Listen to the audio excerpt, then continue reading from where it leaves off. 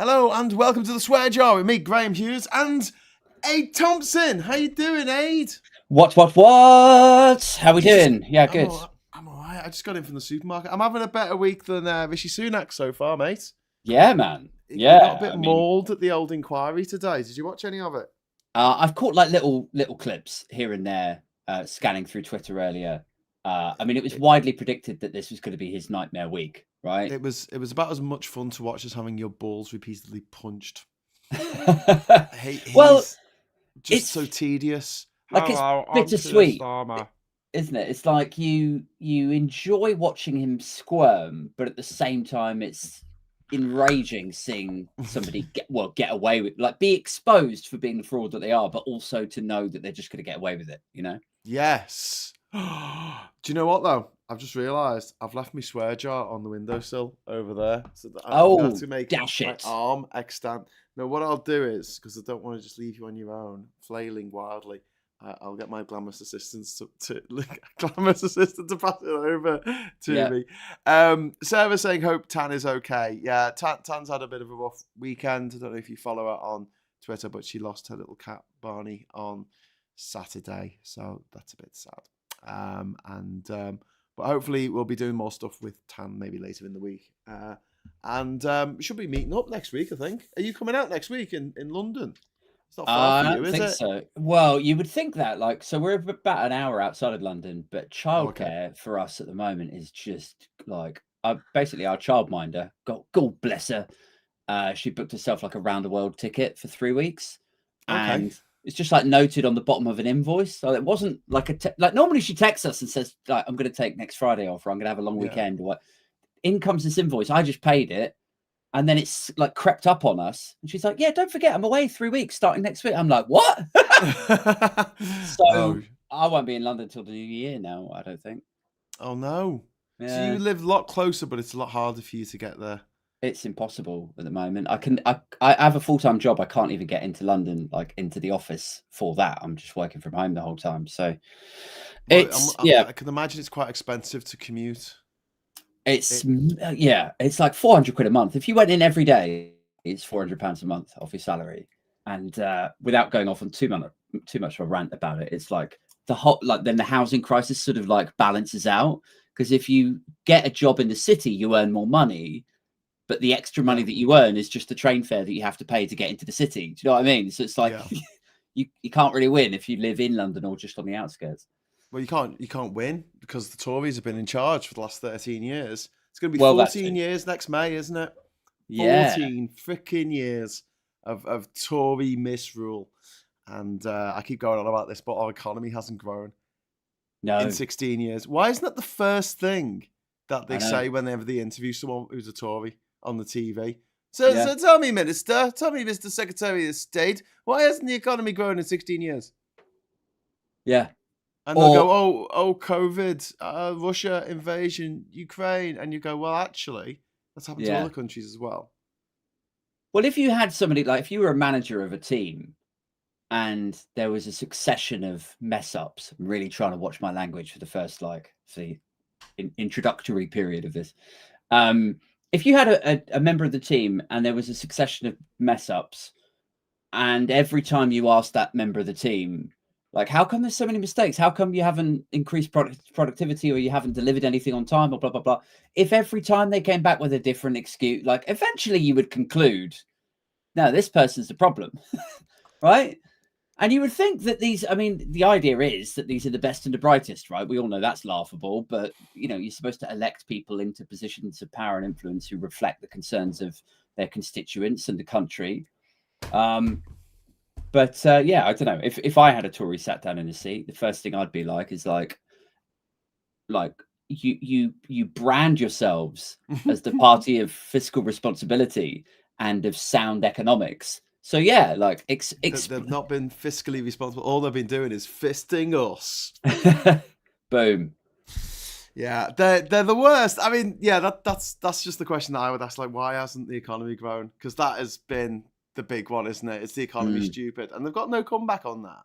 And No. it's so obvious that they're trying to distract us with Rwanda and the response to COVID and the Brexit was just a Yeah, weapon of mass distraction, wasn't it? To that's give it. people something else to talk about.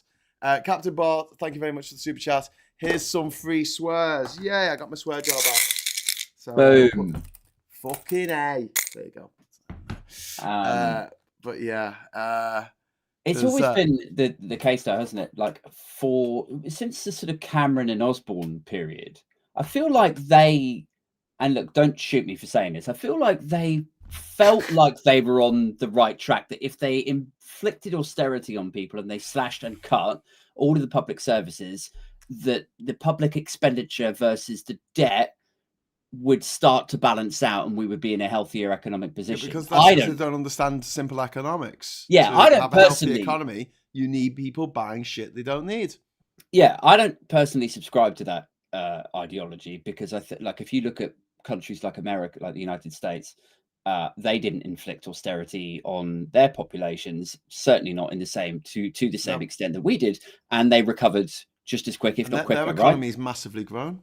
Yeah, so the idea that you needed to do that, I always thought was quite laughable. And when I guested on Josh Hamilton's podcast a few months ago, and and we were laughing on that about like how perfect isn't it? Is it that the one solution to this global economic meltdown that you have, that one solution that you've arrived at happens to be the same thing that ideologically you subscribe to any other year? Like, it's like, yeah, cut away the public services, yeah, slash it. It's like a sort of, green light to do all the things that you always wanted to do. Yeah. So yeah. Anyway, to go back to today. And, sorry, I was just about to say, I know an economy that has grown. The economy of Rwanda, which has grown by 3.2%. Wow. Okay. With our money, our Big taxpayers' things. money. That's what £290 million worth of money for nothing gets you. An increase of 3.2%, whereas our economy has shrank in real terms since 2007 by 10%. Yeah. Because although the economy has actually stayed the same amount of GDP over that time, our population has grown. So it's less money per person. But then back to today.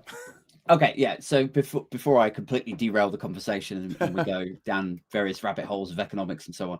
Yeah, so the news today I thought was really interesting, and like the coverage that I caught of Sunak's appearance seemed to, like, I think everyone knew it was going to be a bad day for him, but the thing that kind of blew me away was the brazen arrogance of successfully saying, I don't recall. I don't recall. I don't remember. And also, he's got no messages, mate. He's got no WhatsApps. He's lost them all. Or they weren't important. You don't need to see them. They're not important. Can't the inquiry decide whether they're important or not? Yeah.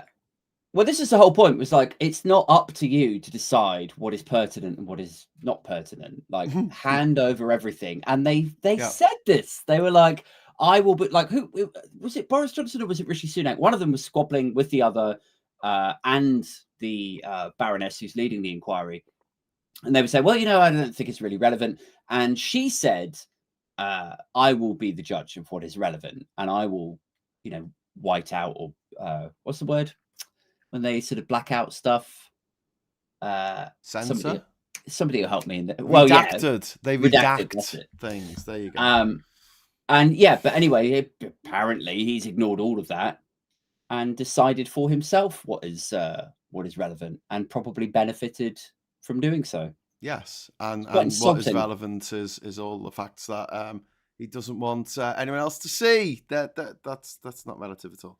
Relevant even. But yeah, it was kind of painful. He did say, I don't recall, I don't recollect, I don't remember that, so many times. And he even mentioned this idea that, if we were having a conversation over a barbecue in the back garden, that didn't really... And I'm like, what are you doing having a fucking barbecue in the middle of a national crisis? Yeah. With your neighbour, who's the Prime Minister? It's like, well, if it's having a barbecue, I wouldn't want someone writing that down. Someone suggested in the chat that politicians should have to wear those, the camera things that the police have to wear. Yeah, it's not a bad idea. It's I'd love that. I reckon, unless they're discussing national secrets, defense stuff. Yeah, we should have a camera in the cabinet. Sure. Why can't we watch what they're saying? Yeah. And do you know what? I would even settle at this stage with the UK in the state that it is. I would even settle for us being reasonable and saying, okay, look, we record everything that you say and every place that you are. It's like sort of spyware on you. Yeah. But nobody gets access to it for another like 5 years or 7 years. Like, and then Give that them a head allows you to be a start. bit dodgy, a bit shady, but you still will feel the repercussions at some point. Do you know what I mean? Like, just to know what's gone on would be Well, this is the great. thing, isn't it? If you know you're being watched, you act very differently. You don't think you can get away with stuff. Whereas there is a thing in the UK, and probably other countries as well, but I've noticed it particularly in the UK. There's a certain class of people who believe that everyone should have a sporting chance to get away with crime. Whether Right. it's drink driving or embezzlement or fraud or, killing 200,000 people by your own ineptitude, Boris Johnson. You should have a sporting chance of getting away with it. And anything that takes away that sporting chance, like, I don't know, a ULEZ camera or something, it's like, oh, that's it. We'll destroy this. We'll get rid of this motherfucker. It's got to go. Sorry, I just swore. I'll put that in the swear jar there. Yeah. Civil servants have to record every decision. It's called governance, says Copperbird in the chat. Yeah. Absolutely. Well, that's the way I think it should be. I Well, think we these should guys- adopt. Go on. These guys are supposed to record everything. I think they were all instructed from like March 2021 to not delete. You can't delete stuff. Don't be losing your phones. Make sure everything's backed up in like ahead of the inquiries. So they were all aware, even if they say, I do not recall that instruction or whatever. And yeah, I think in the 21st century, these things should be documented and kept safe and backed up in the cloud in a way that like national secrets documents would have been traditionally, like historically. I don't see any reason why ministers, prime ministers, more than anyone else should be like, if I work for Apple and they give me a corporate phone, I would like, that's not my phone. Like, that's part of my job. And the messages that I send on that phone would be accessible and submissible to like compliance and all of that stuff. I don't see why the people who are supposed to be held to a higher standard than anyone should then be allowed to circumvent that kind of expectation. But they're not, are they? That's the thing. They're not held to a higher standard in any way, shape, or form. In fact, they're held to a much lower standard. And you have these people who you wouldn't leave in charge of your dog. And they're in charge of a country. Yeah. It's just, that boggles my... Would you leave Donald Trump with your dog for the weekend? No, he wouldn't feed it. He'd come back and it'd be dead. Do you know what I mean? Like, okay, so you wouldn't trust your dog with this man. Would you trust Boris Johnson? No, because he'll take your dog, he'll tie it up, he'll go out and get pissed and do lines of cocaine or whatever Boris Johnson does at the weekend, and he'll completely forget to look after the dog because he doesn't give a shit about anyone but himself. Yeah. You got millions of people in this country like, oh, he's the best leader we ever had, Boris Johnson. Well, it would be worse than that. Like, he would kill your dog or negligently allow your dog to die. And then he would post-truth you. He'd be like, you didn't have a dog. And you'd be like, wait. And there'd be like a load of flag wavers over here. Go like, yeah, no, it's true. It's true. Yeah, I never his dog all along. Could do what he liked with it. Yeah. Because he was the president, you see. So the rules don't apply to him being president. But it's also that thing of like, would you put up with someone in work behaving like this? Do you know what I mean? Your boss in work stole documents from where you work and embezzled money from your firm and made your life worse as an outcome. Would you say, oh, well, they're in charge. It's all right. It's such let him off. A fundamental, I don't know, aberration or like trajectory movement where at some point somebody said the only form of accountability that these guys will face is, oh, you can vote them out. That honestly feel like maybe historically you could make some case that the great British Free Press would have held government to account, but we all know that's laughable now. So it's like, once the press is removed from that equation and all you're left with is, oh, you can vote them out if you really don't like them. It's, well, why does it have to, why are the standards of accountability so low where, as you quite rightly point out, if this took place at a company or a corporation, these people would be sacked and rendered they'd unemployable. probably be in jail.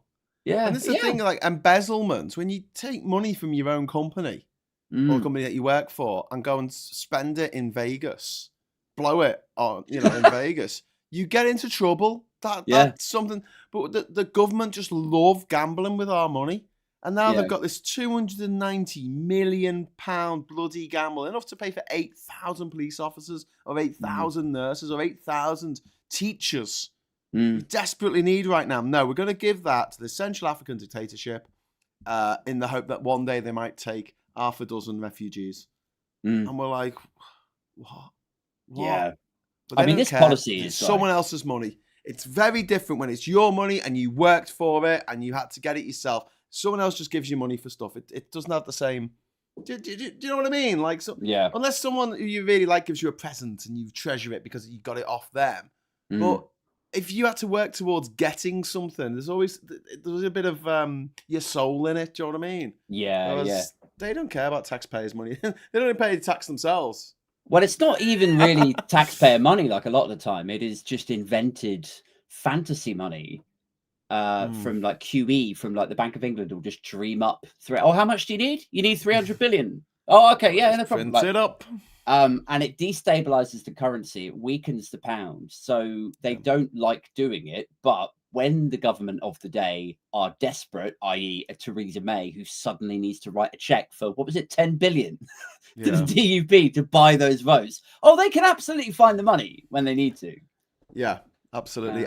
Emma Price, thank you very much for the super chat. What I don't understand, the WhatsApp messages were mainly groups, so someone must have them. He didn't send messages to himself.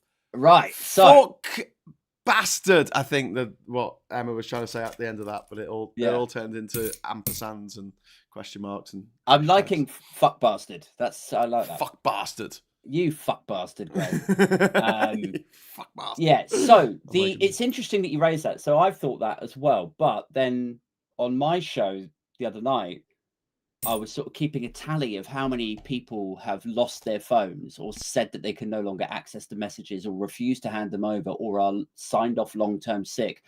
And there's 4 like key heads who are appearing at this. So you've got Boris Johnson, you've got Rishi Sunak, you've got Simon Case, who signed off indefinitely, I guess. And then you've got the head, the Lord Bethel guy, who was the Minister for Test, Track and Trace. And all of them are not providing the evidence that was supposed to be provided. Yeah. So if all 4 of those were in a chat group together, we don't know what they've said for that whole period. Oh, I hate them so much. And people wonder why people like you and me, Graham, get so infuriated. Like in my former life, I was a calm, placid IT guy. I used to just travel the world, having a great time, mate. I used to go out every night partying somewhere in the world. It was a great life. And now I'm just like, what the... And the thing is, if you get upset about any of this, people will go, oh, chip on your shoulder. Oh, they're living rent-free in your head. And it's like, no, they're causing my rent to go through the fucking roof. In reality, not in my head, but in reality. They have fucked up the lives of so many people in this country. And the big one that I am absolutely fuming about is that they brought in, cleverly last week, said they were bringing it in that you have to be earning £38,600 a year in order to marry someone from another country. So unless you are some private prep school fuckwit, you won't be able to marry someone in your 20s who's from another country, because you're not going to be earning that kind of money. That's more than 75% of the population make. Yeah. I think they'll roll that back. I think they'll water it down, especially if the inquiry goes bad, which it feels like it is. If the Rwanda vote goes bad, which it's predicted that it will do, I think the one thing that they need to look compassionate about, or to have some sort of ace card, or get something looking good on the front pages of the Mail and the Express and so on, it is going to be that. And it's like they've had such pushback. If you've listened to some of the phone-in calls like I have, and I'm sure you have, Graham, the families that this is ripping apart, this doesn't feel like a conservative push against net migration. This feels like state overreach, people reaching into families it's and destroying families. Well, it's the same what Brexit did. Brexit ruined families, not just friendships, Not just, between colleagues and neighbours. It ripped apart families, and not just for ideological reasons. You have families where the husband or the wife were from another country in Europe, and there were all kinds of problems created by what these bastards foisted on us that they lied about. They said, we're not talking about leaving the single market. We're going to respect the right of EU citizens living here. All right, so here's a question for you. So you're an EU citizen, right? You've been living here for 40 years, right? Because you say you're Spanish, right? You've been living here since 1985, as you have a right to do, and you've kept your Spanish passport. But you're old now, and you've got dementia. How do you apply for settled status? Well, you can't. So what happens? Well, you get deported back to a country where you know nobody, and you've got dementia. How compassionate! Yeah, this is the kind of thing that the Brexiteers have done to British people, and these are the people who are like, "Oh, I love my country." It's like, well, why do you keep fucking us then? Why do you keep doing this? Oh, I love my country. I just hate the people in it. Which they'll all fuck off, so I can sit on this soggy rock on my own with the shit weather. Yeah. Anyway, sorry, lots of swears there. There's so many paradoxes to that whole mentality, isn't there? It's like, I love my country, but I will continuously campaign to see it get worse and worse. Yes. And then there's the other type, collapse. the sort of sister paradox to that, which is like, if I say, look, things could be better, or no, if I start off by saying like, this country's shit, then people go like, no, it's not. It's the best country in the world. And then I'll be like, well, why don't we have like a functioning health service? Why aren't our schools like to a bed? Oh, well, we can never have that. No, we're too shit. It's like, Well, each man kills the thing he loves, and that is so true. I mean, like the idea that these British people who are obsessed with this country and how great we are, and they have the superiority complex over everybody else, but an inferiority complex about anyone posher than them, which is a bit of a weird thing, but there you go. Sure. And they're sitting there going, I love this country, and they're doing everything in their power to destroy it. And you've got to wonder, if this is what they do to a country that they love, what would they do to a country that they hated? Yeah. Like, so how much would you have to hate a country to destroy its economy, to make everyone in it sad, to make it a situation where 99% of young people are not going to vote for the governing party in the next election? 99%, Aid. Fuck me. Well, this is why, or this is the theory of why, the culture war has become such a dominant strain of conservatism, is that, traditionally you would have people turning conservative in their 40s when they become homeowners, and they want that stability. That's not happening any longer because they of the want housing that fascism. House fascists. Well, they would. I mean, my dad. You a house fash, Aid? No. My old man turned conservative in the 70s and 80s. How does it work? Do you get the deed for your house? Is it like a certificate like you used to get for swimming, and it comes with a little tiny stick-on moustache? Blue rosette with it, yeah. But nowadays, and that was the sort of period where he, first got on the ladder. He was loaning some money from his mum, and houses were dirt cheap, obviously. And then, they became conservative to some extent. But that doesn't happen anymore, does it? Everyone's just stuck in the rent trap, and things are getting shitter and shitter and shitter and shitter. Unless you're a pensioner who left work 30 years ago on a full salary pension. Yes, yeah. Gold-plated. Then you're all right. Then you're going on a few cruises each year. Aid, would that be nice, going on a cruise? Oh, I'd love that. If you hadn't worked for 30 years, and you got enough money to go on a cruise. Especially after this month of no childcare. Don't tempt me. This close to running away. When I came back from Ukraine last year to Stockport, I was dropping off a family, and the mum of the family spoke pretty good English, Natasha, and she actually asked me when we stopped at some services. She said, how come old people have so much money in this country? She'd only been in the country for a few hours, and it was the first thing she noticed. She went, how come all the people driving the expensive Audis are all really old? Because in my country, the old people are poor. And I'm like, well. But then it's a question of how do you free up that money? People talk about... They've given it a go, haven't they, with COVID and... There you go. Yeah, we'll just ship this old person into that care home and then move her around here, and the nurses can all work at different plague-ridden body with a catapult over the ramparts. Yeah. But it's like, I know a lot of people talk about a wealth tax, but I spoke Yes. to a friend of mine who was like, if you taxed every billionaire in the country and you put all that money in the coffers, that would only run public services for about 6 weeks. So it's actually not the solution that everyone needs it to Well, be, although it sounds good. But why only go after the billionaires then? Why just go after anyone who's got quite a yeah, lot? And the big thing is inheritance tax, which people seem to think is unfair. And I'm like, no, it's as fair as it gets, because it's people who are, the people on the right who are obsessed with like personal responsibility. They're always rich, aren't they? They're always people who've never had to worry about money.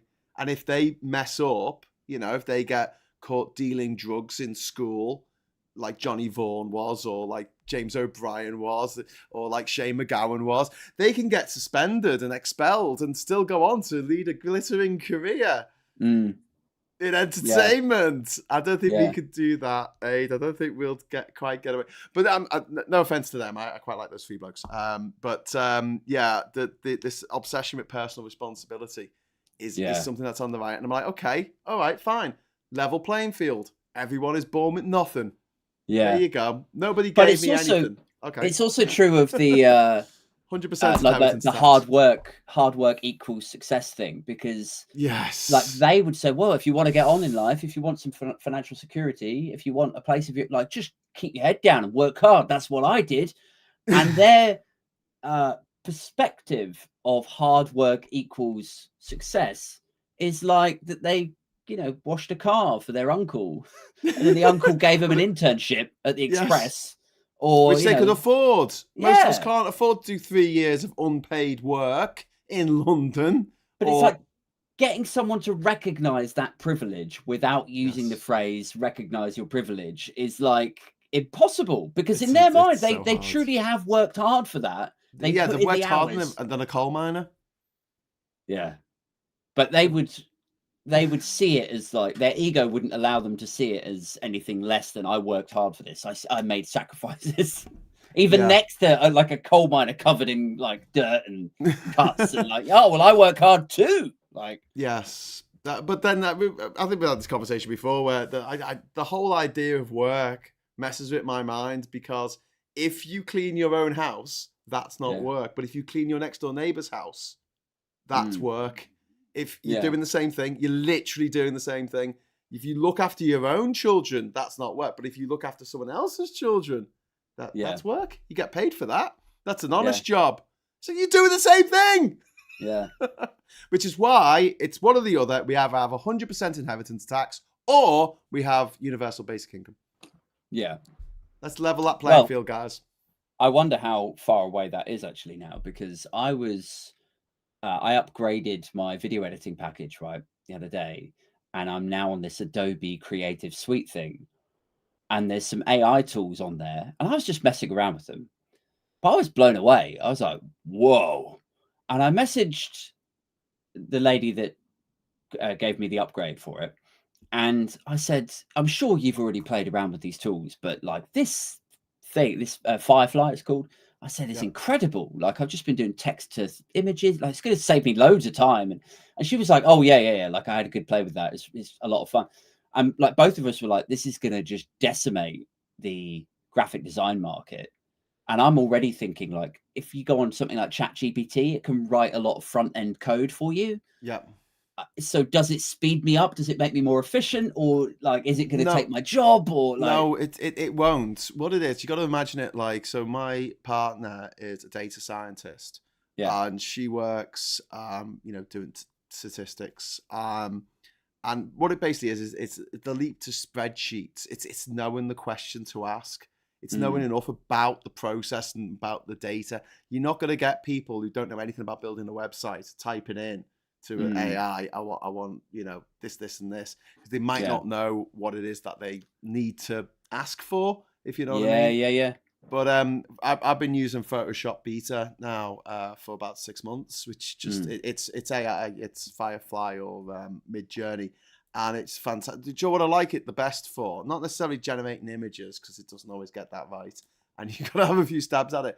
But when I've got a photo that I want to use for a thumbnail, and it's the wrong aspect ratio, like it's landscape, but it kind of needs to be more portrait, I can Yeah. just key out the top and the bottom and then press it generate, and it'll automatically fill it in with exactly what should be Yeah. there. And 9 out of 10 times it gets it exactly right. I'm like, okay. And it's just things like that, Yeah. speed stuff, and I'm getting rid of the background. Yeah. So normally, I remember going round people, and their hair. Yeah. One of the reasons why I started wearing a hat when I started doing the stuff with the green screen is because it was so hard to key my hair out. Yeah.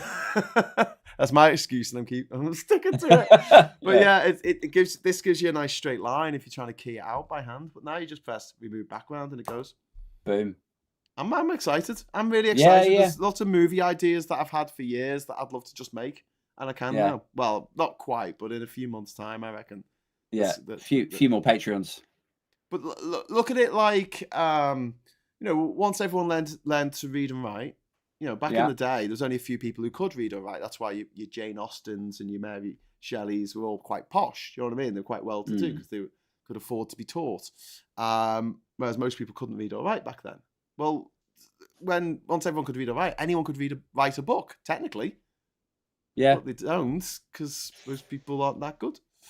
I just feel like as it advances, it's going to, like, you're going to get to a point where people can just click a button and it will spawn a website like immediately, and it will be pre-connected. You could just toggle stuff on and off and it will connect to all of the APIs that you need. And it's but there's so much that could just move so much quicker. And then is it on me to upskill to learn more actual? But I was going to say, when computers came along, it allowed people, especially like non-linear editing at home, up till that point, if you wanted to film something and edit it, you could either, I don't know, film it on a VHS tape and then try and cut stuff on a VHS with a nice, what's it called? Like a glitch effect. Oh, yeah. Because that would just happen naturally if you started recording over something on a VHS tape. You get the static coming down the screen. But allow anyone who could afford a 200 quid video camera to film stuff and edit it in their homes. That happened in the late 90s. And it didn't really change much. The people who were still super talented were still super talented. It didn't take that away. And I can't see a big company paying anyone to make an AI website for themselves. They'll want the prestige of getting someone to actually do it, in the same way that if I was going to buy a painting, I wouldn't buy an AI painting. I'd want someone to have painted it. So that's an interesting time area, lapse, because that's what I'll pay for. I think there is an intrinsic value in, like, so we walked past a gallery a few weeks ago and there was a really striking piece in there. And then we went in, we talked to the lady about it, and we learned a bit about this artist and his backstory and who he was a protege of and where he lived, and then he moved to this other place. And we sort of fell in love with the story of it, like the character of this guy, more than, oh my God, I love that painting, even though we did love the painting, which we didn't buy, by the way, because it was outrageously expensive. But I think there's something in that. Like, I would prefer to listen to a human being or look at the work of a painter if I know that there's character to it, that there's a story, there's a narrative that I can get behind, way more than like, oh, click a button and then, oh, that's clever. I don't think that's going to go away. I really don't. I think that's going to stay. It just makes it a bit more democratic, if you like, that anyone can film something now on their phone and make a little video from it and put it up on TikTok. Those tools never used to be available to us. I mean, being on YouTube, this is remarkable. We can broadcast, I mean, we don't, but we could theoretically broadcast into the pockets of not just everyone in this country, pretty much everyone in the world, Aid.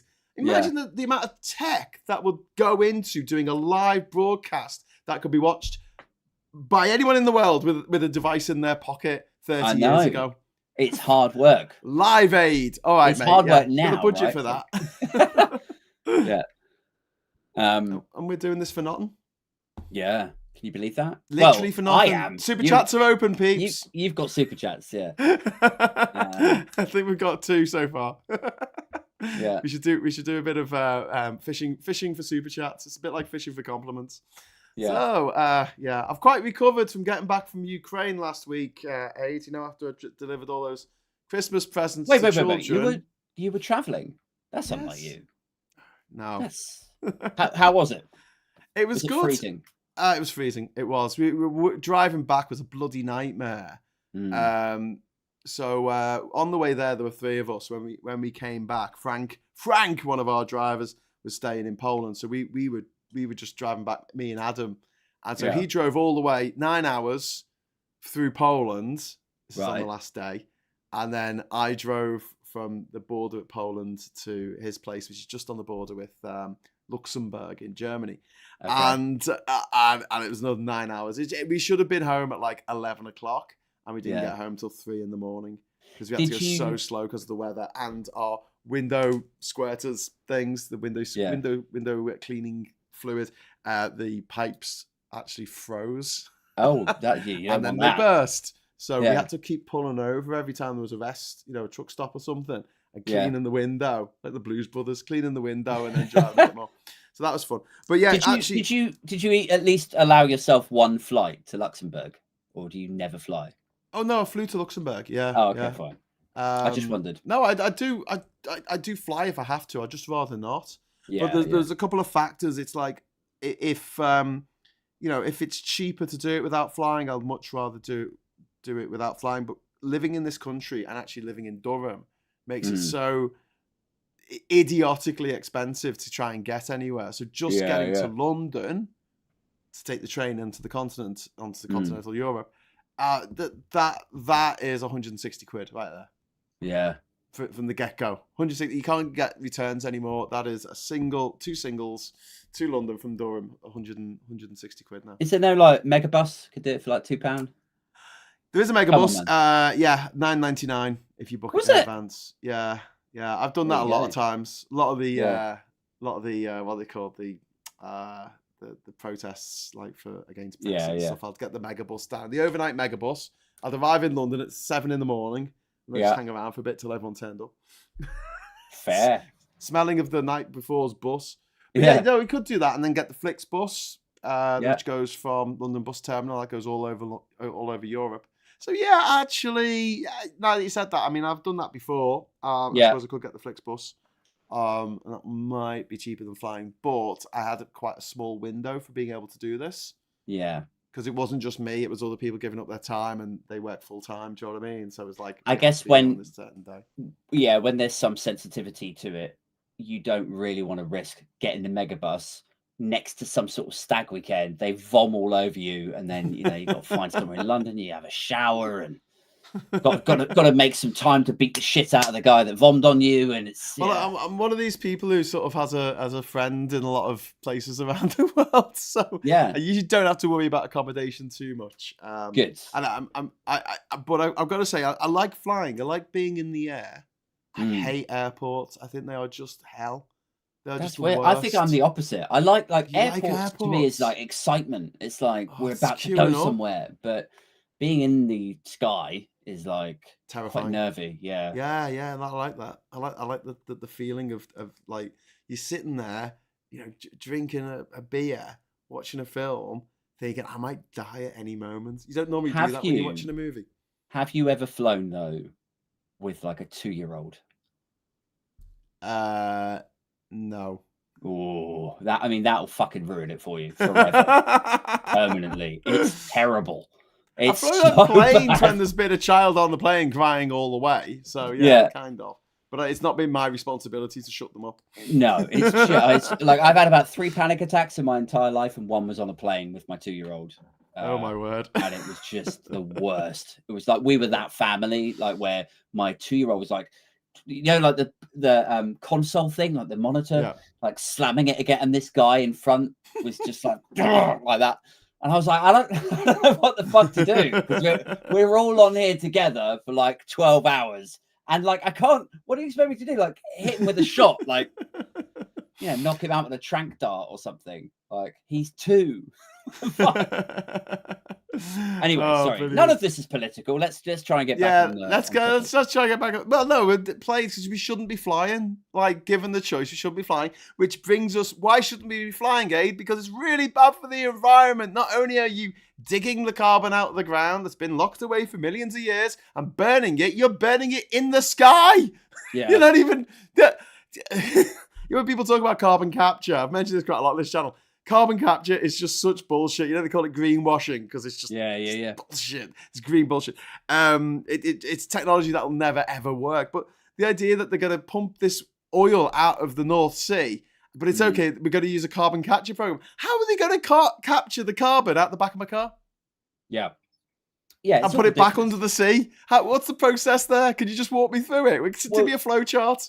So, like, the North Sea oil and gas thing is so ridiculous, and again infuriating. It's like they treat us like we're fucking idiots, pounding the swear jar, because it's like it's the same thing as the WhatsApps thing in the inquiry today. So where he or Boris Johnson are suggesting that these messages are inaccessible because they changed phones is ludicrous. And I think even Jennifer Arcuri went on Twitter last week and said, you know, in reference to Boris Johnson, yeah, that's not a thing. Like, you could definitely access those WhatsApps if you needed to. I'm just going to tell you that now. Yeah. So it's like they treat us like we're morons. And then with the North Sea oil thing, it's there was a lady on Question Time last week that put her hand up and then said back to Johnny Mercer that what he was saying was like, you're lying right now. And she's bang on, because what is going to happen is they're going to drill into the North Sea. They're going to extract all of this energy, fossil fuels, and then they're going to sell them on the global markets via private companies. Like, it's not that all of this is going to be housed in UK PLC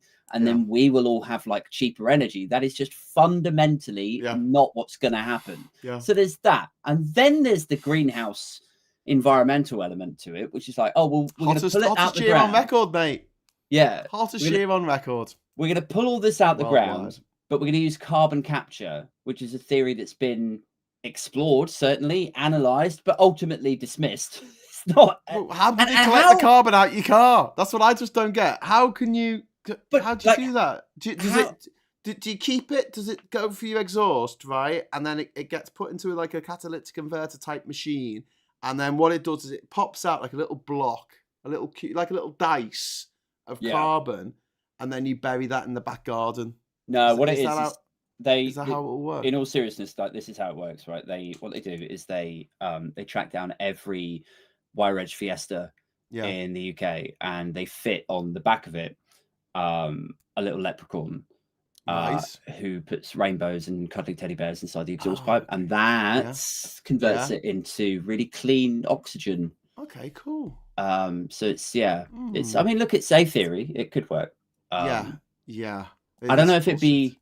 Like, would that not be more hassle than just using solar panels and windmills? I mean, that just seems easier to me. But what do I know? Aid, don't you realise the most depressing sight in the world isn't a starving child at the side of the road in Africa? No, the most depressing sight in the world is a farmer's field filled with solar panels. Oh, yeah, apparently they're an eyesore. So it's the most depressing thing in the world. Yeah.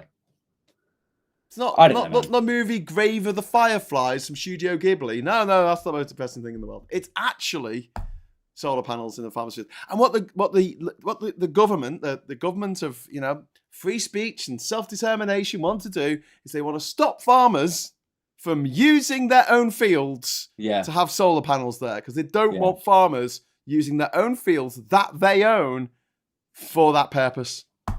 Yeah. And there's already a ban pretty much on wind turbines, on onshore wind turbines. So a farmer can't put wind turbines on their own property anymore. Yeah, it's nuts. And it's so obvious. Like, they treat us like we're fucking stupid. Like, it's, if you just follow the money, you see big oil and gas conglomerates just funneling cash in by the hundreds of millions, billions into the Conservative Party, and probably Labour as well. Probably happen again once Starmer gets in.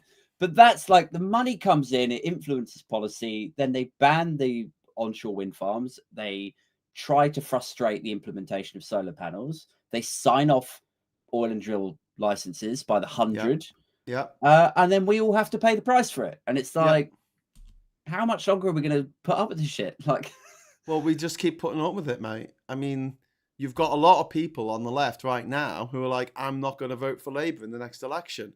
Why? Oh, because they're not left enough for me. And I'm like, even if 1% of what Labour plan to do is left enough for you, that's 1% more than you're ever going to get under the Tories. And Yeah. I keep saying this, but I'm glad that you will survive the next 5 years of a Tory government if they get re-elected. But there are millions of people in this country right now who will not. Yeah. So that's the choice right now. It's a shit choice, I know. I wish it wasn't so. I wish we had proportional representation. I wish we had, an absolutely transparent system of lobbying and second jobs and who sits on the board of what. Do you know what I found out this week? You know, Jacob Rees-Mogg's company, Somerset Capital, has gone tits up. Yes. We don't know how many shares he has in that company because it's a state secret, apparently. Yeah, he doesn't have to tell anyone how many shares he owns in a £100 million company. That's interesting because I thought they had to declare. France. No, apparently not. That's declare shit. I thought they were based in Dublin, are they not? Yeah, they used to be based in the UK, but then Brexit happened, so they moved it all to Dublin. But now it's folded anyway because he's a dickhead. Well, let me just back up a second because I think he distanced himself from the hedge. It's a hedge fund, right? About a year or 18 months ago. So I don't know if he's personally going to feel it as much as we hope he does. No. And it's due to the loss of one specific client, isn't it? That was like their main breadwinner. Yeah. And that sort of wound down the relationship. And now, they're going through hedge fund. How are hedge funds legal? How? I mean, they're vulture capitalists. The whole thing is they bet against companies that they think are going to fail, thereby accelerating that failure. So I don't personally. Maybe we've spoken about this before. I don't know. I've definitely spoken with somebody about this on a podcast in the last year. Maybe we come at this from different angles, but I know a guy who works at a hedge fund who sort of explained it to me, and it kind of makes sense now. I'm like, buying you drinks? No. Was he touching you under the table at the time? Unfortunately, were you enjoying not. yourself? Oh. No. He said you should think of hedge funds like quality control because what they do is they will look at a particular industry and then at the key players. Conversation. Yeah. Have I ever? Oh, okay. I don't want to repeat myself. Quality control. But like the nuts and bolts are basically that they will analyze and go through everything. They're like an auditor. And when they find something untoward that they believe that the market should know about, they then bet against that company. And that saturates the demand. They bet against the banks. Well, the banks were hooky, right? Yeah. So, you could argue. I'm sure there's terrible hedge funds out there. I'm sure there are. Yeah. Have you seen Wall Street?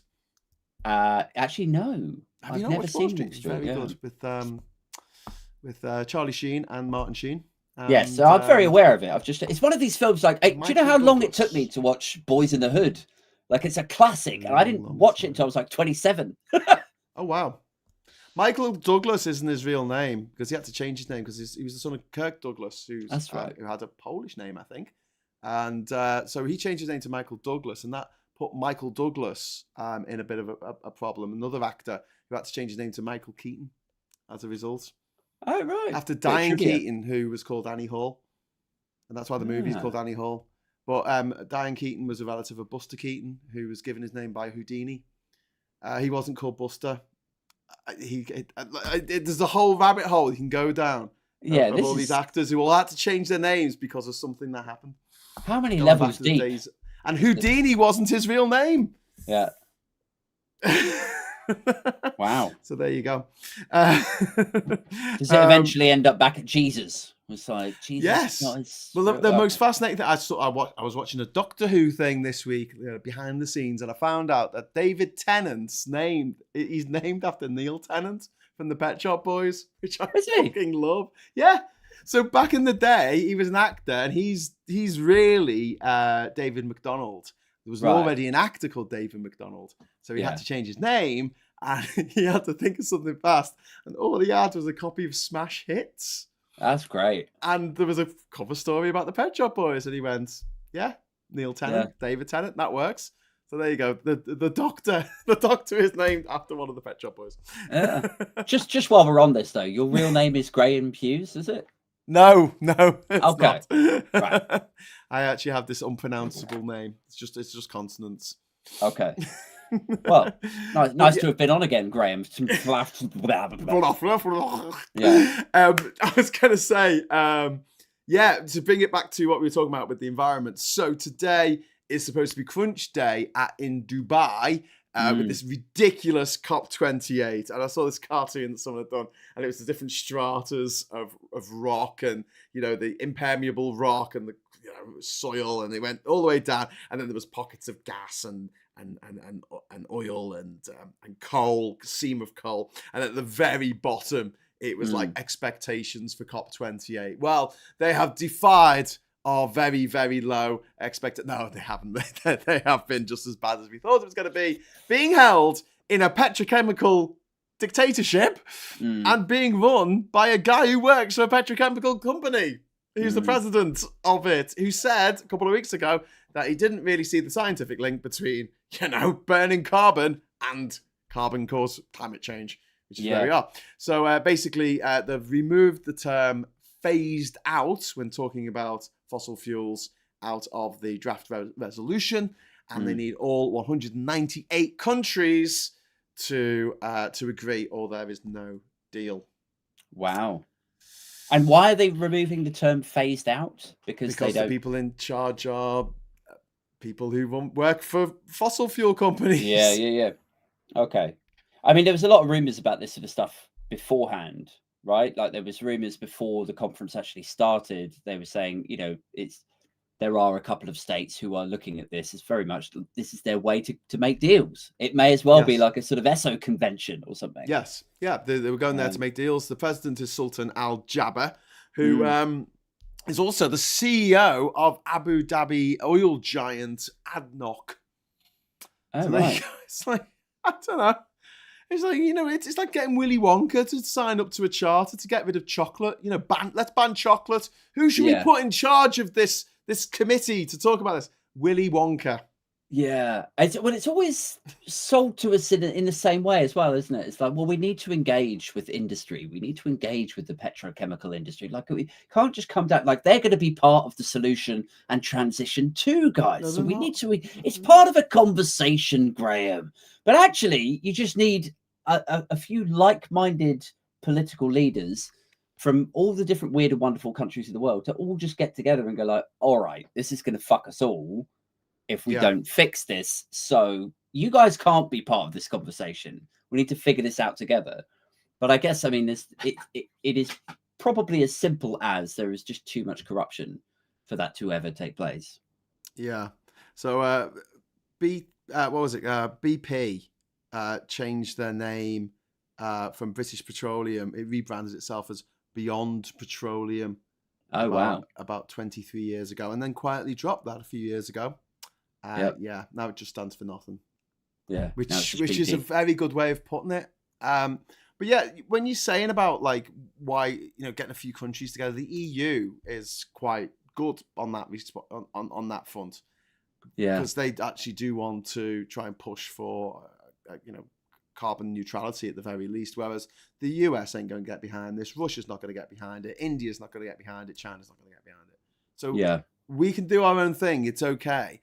And going back to what we said at the top of the show about British people who seem to hate Britain, the ones who say, well, China aren't doing anything about climate change, so why should we? And you think, okay, mate, you think that this country leads the world, and yet you don't want to lead the world. And the one thing that actually matters, where we could lead the way, like we did with the banning of CFCs in the 1980s, which was led by the British government. Yeah. And they got all the other countries on board. Now, we could set an example in the EU and Britain. We could set an example and we could go, look, we've transitioned away. Now we make all our own power. Yeah. We don't need to buy stuff from Abu Dhabi or from Eritrea or from Uganda. Oh, you don't buy all from Uganda. Angola, Libya, Venezuela. Well, that stuff is not Venezuela's voted to invade its next door neighbor.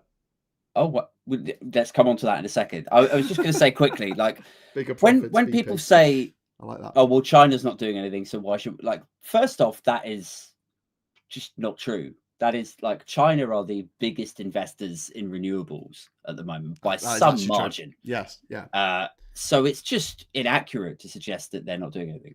And that's also true. Like, I think the US are investing in renewables also. So yeah, we could absolutely. I mean, it's as simple as: do you want to be part of a group of countries who lead the way and construct the solutions that get us through this thing, or do you want to be further ostracized post Brexit and be pushed around by the countries who do decide? You can either be at the table, have a seat at the table, and discuss it, and help to mature the conversations in a way that reflects you and your country's concerns, or you could just be completely removed and the rest of them will decide that stuff for you. You know? Yeah, exactly. But I mean, the whole thing behind the Brexit movement was we can stand on our own 2 feet, and it's like, okay, which is one of the reasons why I'm really behind Starmer's idea or Labour's idea to bring in Great British Power and have a nationalised power company called Great British Power. Brilliant. Because that shuts the Brexiteers up. What can they say to that? No! We don't want to stand on our own 2 feet when it comes to power. We want to be completely subservient to these autocratic regimes halfway around the world. Thank you very much. Yeah. Well, they'll probably just say it's communist, won't they? Just say, communist, not nationalist, communist, like socialist, Marxist energy company. I'd rather pay full whack for my BP over here, like, and BP will become British Petroleum again with like flags and everything. It'll become a whole culture war thing. You wait. Do you know what's communism to me? McDonald's. Because it tastes the same everywhere. Everyone gets the same. And if you don't have loads of money, so you can afford to buy, beluga caviar and all that shit, you have to eat the same thing, and it tastes like shit. That to me is communism, and it's what happens when capitalism is allowed to run to its natural conclusion. You don't get any choice in the matter. When you think about water, who supplies you water? Oh, it's a privatized company. Do you have any choice in who supplies that water to you? Do you fuck? Communism. Don't you wish? I don't want to sound a little bit big-headed here, but don't you just wish that they would talk about this on television? Yeah, especially when they have a right-wing pundit on, a right-wing politician, someone from a right-wing think tank, make these points. They're really simple. I think, do you know who I'm really liking at the moment? Thingy Derbyshire, on news nights. Victoria Derbyshire. Yeah. She's brilliant. Yeah. She's really taking these politicians to task in a way that others didn't. I mean, Emily Maitlis, I think she's great, but she was really stymied when she was at the BBC. Like, she wasn't allowed to ask the questions she wanted to ask, and she's talked about that since. James O'Brien wasn't when he was at the BBC. But, Victoria Derbyshire, she really goes at these bloody Tory bastards and doesn't just let them get away with waffling a load of nonsense and lying and then, not answering the question. Yeah, it's like... was it like 3 or 4 weeks ago she was guesting for Laura Kuenssberg, like stepping in for Kuenssberg? Yeah. And everyone was like, I like this lady. She's actually holding them to account instead of it being like a cushy Sunday morning sofa chat between friends. Yeah. So yeah. No, I rate it. We're going to have to wrap up in a minute because it is 9 o'clock and it's time for bed. Said Zebedee. Byoing. Before we go, though, quick word on Rwanda vote tomorrow. We're having a vote in the House of Commons tomorrow for the third, count them, 1, 2, 3, Rwanda bill to try and send people who have done nothing wrong, committed no crime, to a small autocratic state in Central Africa, a place where the opposition, MPs, parliamentarians, opposition, anyone who speaks out in opposition to the dictator, Paul Kagame, end up in jail or tortured or even worse. And a place where literal asylum seekers, refugees, have been shot dead in recent years for protesting that there wasn't enough food. So there's starving refugees shot dead. This is a country that our government is going to make a law tomorrow to say that country is safe. They're going to declare it safe, because if they want to declare a cat a dog, then goddamn they can do that. Do you think that's a bit mad coming from the same people that don't want people to be able to self-ID when it comes to gender? It's a bit balmy, isn't it? Yes. So you can't decide something like that, but we can decide whether a foreign regime is safe Yeah. for the people, the very same people that was shooting to death a few years ago. Well, there you go. I mean, the solution there is obvious, isn't it? If you want to identify as a woman, you just write your own law and just decide. There you go. Here's my bill. Yeah. What There I you have go. written down is now reality. That's what Yeah. I've decided. I wouldn't mind that. I think that's a good idea. It's a better idea than saying that an autocratic regime where they routinely, they don't treat people who are from other countries with very much respect. They had a deal with Israel, in Rwanda in the 2010s, and every single refugee that was sent to Rwanda ended up being deported from Rwanda, usually back to the country from whence they came, where they faced death or worse. Rick Parkin, thank you very much for the £5 super chat. Cheeky five before you go. Good chat. Thank you very much. Fuck yeah. Cheers, Rick. In the swear jar. Cheers. Love you, man. Okay, so what are we doing now? Tomorrow morning, we'll be back on Labour Social with Phil. Phil Morehouse is going to be here at 9:30 for Morning Brew. And then I might do a live. I did a live thing all today, at the COVID inquiry. Yeah? Yeah, check It's you like out. 8 hours or something, sitting there listening to the bloody Rishi Sunak wittering on. Yeah. Not answering the question. It was painful. It wasn't. It was like 6 hours. I feel bad for you, man. Get yourself an early night. Or have a cheeky beer now. I still haven't written up my blog from my bloody trip to Ukraine. I've got to write that up tonight. So that can wait. It's fine. I keep saying that can wait. I've been saying that can wait for a week now. I can't say it anymore. Okay, fine. It can't wait. What are you even doing here still? Get on with it. I'm going to do the blog. Bloody lazy. But I should be back tomorrow night with Ollie, Bowler Hatman for Geoscope, where we will be talking a little bit more about what the repercussions are of COP28, which should be over by then. I don't know if this resolution is even going to pass because the EU have said no, as they say in Spain. You just say no, it's the same word. But yeah, this bastards speaking different languages. And we've got some of the people in the chat sending love to Tan. We've had a few messages about Tan as well. So we'll pass those on to Tan, and until next time, thank you very much for joining me, Aid. Thanks. Oh, I thought you were talking to the people in the chat. Yes, no. I'm talking to the people in the chat. My pleasure to be here. Thank you for bringing me on. Well, I was going to say thank you for joining me, and thank you watching this for joining us. Yes. And until next time, hello, good evening, welcome, and goodbye.